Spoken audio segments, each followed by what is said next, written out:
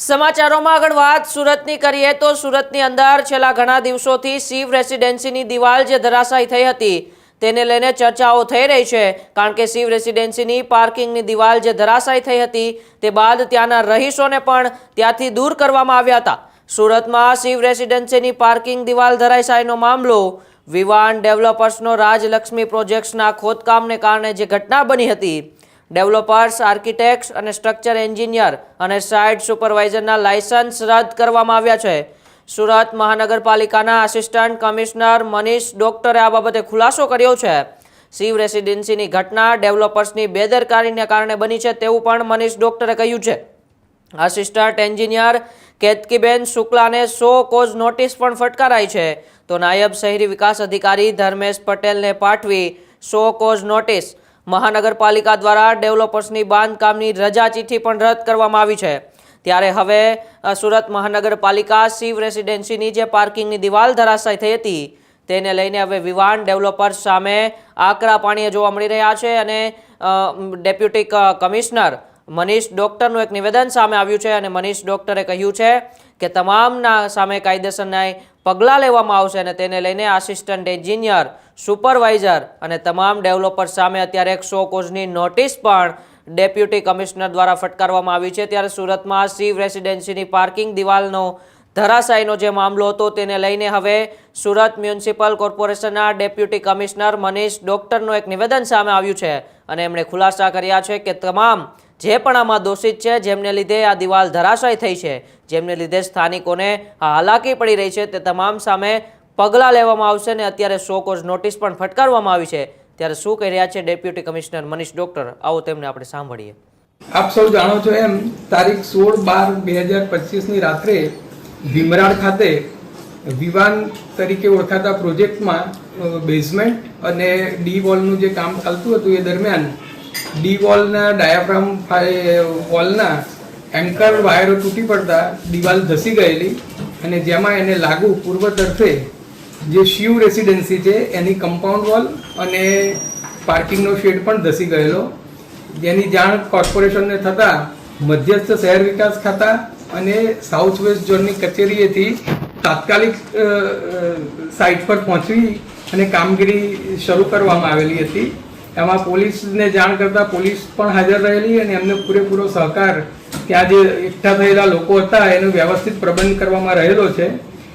જ્યારથી કોર્પોરેશનને ખબર પડી છે ત્યારથી સતત કામગીરી બચાવ સલામતીના પગલાં ભરવાની કામગીરી શરૂ કરવામાં આવેલી છે।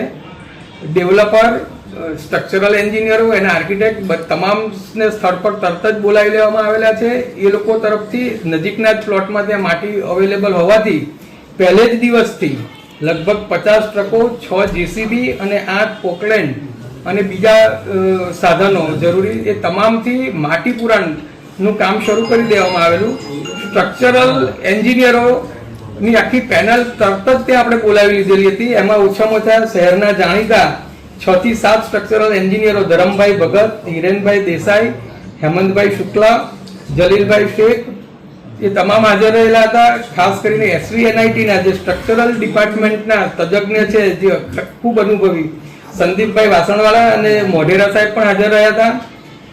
સોઇલ કન્સલ્ટન્ટ તરીકે હરજીભાઈ કિકાણી, જીઓ ટેકનોલોજીસ્ટ અને નિહલભાઈ દેસાઈ પણ હાજર રહ્યા હતા।